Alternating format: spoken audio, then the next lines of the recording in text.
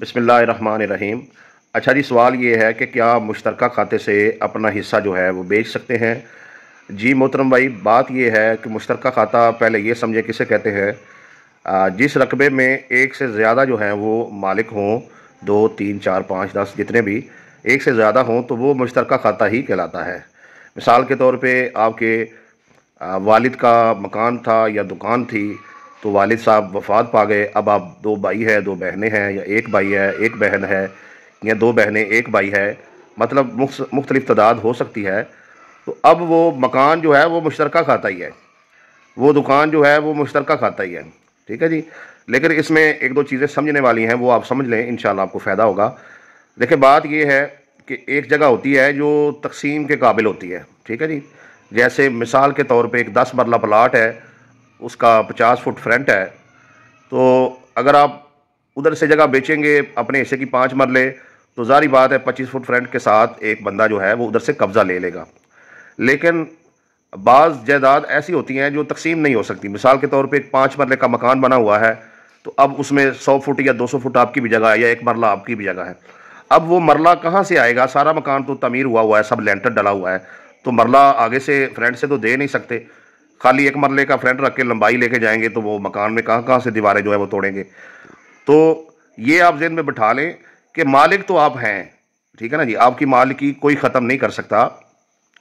आप फ़र्द निकलवा के अपना हिस्सा जो है वो बेच भी सकते हैं, लेकिन इससे बहुत ज़्यादा ख़राबियाँ जो हैं वो पैदा होंगी। मसले मसाइल जो है वो आपके बहन भाइयों के लिए बनेंगे। और ज़ाहिर बात है कि जब ख़रीदार जो है उसके ख़िलाफ़ जो बंदे पहले से उस मकान में बाकी के आपके बहन भाई रह रहे हैं वो अदालत में जाएंगे, तो अदालत जो है वो पहले उनको ही कहेगी कि आप ये जो एक बंदे ने अपना एक मरला जो है आपके बहन भाई ने बेच दिया है, आप इससे ख़रीद लें।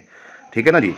तो ज़ाहिर बात है, बेहतर है कि मामला अदालत में जाए, आप भी जलील हों, आपके बहन भाई भी हों, तो आप घर में बैठ के खुद से ही जो है वो अपना फैसला कर लें, और जो जो भाई जगह बेचना चाह रहा है या बहन बेचना चाह रही है उससे ख़रीद लें। याद रखें मेरी बात, अक्सर बहन भाई दूसरे बहन भाइयों के मकान में जो हिस्सा है वो उन्हें नहीं देते, दुकान में हिस्सा नहीं देते। तो मेरी उन अहबाब से ये गुजारिश है कि आप उनको एक बार ये बताएं कि भाई कान खोल के सुने, ये जगह हमारे नाम है, हम सुबह जाके फ़र्द निकलवाएंगे, परसों किसी के साथ बेच देंगे, तो फिर आपका मसला बनेगा। अगले बंदे से भी तो आपने फिर ख़रीदनी है महंगे दामों, तो बेहतर है कि आप हमारे साथ ही डील कर लें।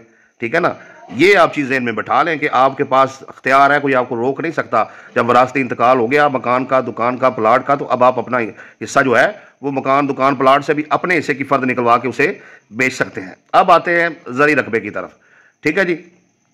अब ज़री रकबे में भी आप बेच सकते हैं, बेचने से तो आपको कोई नहीं रोक रहा।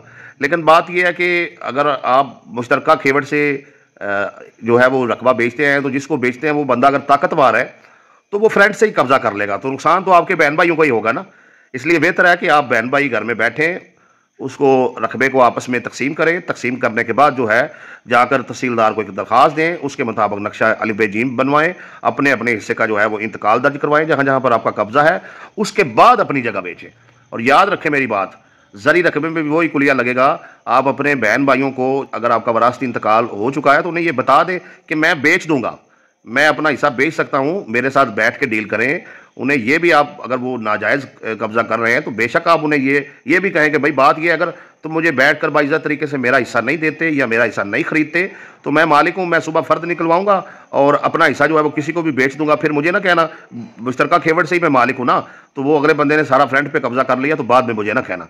जब आप ये बात करेंगे तो अगले बंदे को भी ये, उसका दिमाग भी जो है उसमें ये बात बैठ जाएगी कि वाकई ये इस तरीके से हो सकता है। ठीक है ना। तो यकीनन वो आपके साथ बैठ के डील करेगा। तो ये वीडियो उन लोगों के लिए भी है जिनके बहन भाई मकान में, दुकान में या ज़री रकबे में आपका हिस्सा दे नहीं रहे, वरासती इंतकाल हो चुका है। आप खुल के उनको बोलें कि भाई हम बेचने लगे हैं किसी और को, फिर ना कहना, नहीं तो हमारे साथ बैठ के सीधे से डील करो, जो हमारा हक है हमें दो। ठीक है जी। तो आप रकबा बेच सकते हैं, लेकिन बेहतर है अगर दुकान या मकान या प्लाट में आपका थोड़ा सा हिस्सा है और आपके बहन भाई के पास वो चीज़ें हैं, तो आप उनके साथ बैठ के डील कर लें, उनको सेल करें। नहीं खरीदना चाह रहे तो मैंने आपको कुलिया बताया कि आप उनको सीधा बोलें कि भाई बाहर बेच देता हूँ। ठीक है जी। तो वो सीधे हो जाएंगे इंशाल्लाह, वो जैसे भी होगा आपसे ख़रीद लेंगे। और दूसरी बात ये है कि ज़री रकबे का भी बता दिया कि उसमें भी अगर नाजायज़ बहन भाई जो है वो कब्जा करके बैठे हैं, नहीं दे रहे, तो आप अदालतों के चक्कर ना लगाएं। आप सीधा उन्हें बोलें भाई मेरे नाम है जगह, फिर मैं किसी और को बेच देता हूँ, इंशाअल्लाह ताला आपका काम हो जाएगा। तो आप बेच भी सकते हैं और इस सादा से कुलिये पे अमल करके बहन भाइयों से अपने रकबे का कब्जा भी जो है वो छुड़ा सकते हैं। अगर दुकान मकान है तो अपने हिस्से का रेट लगवा कर पैसे लेकर उनको रजिस्ट्री करके भी दे सकते हैं।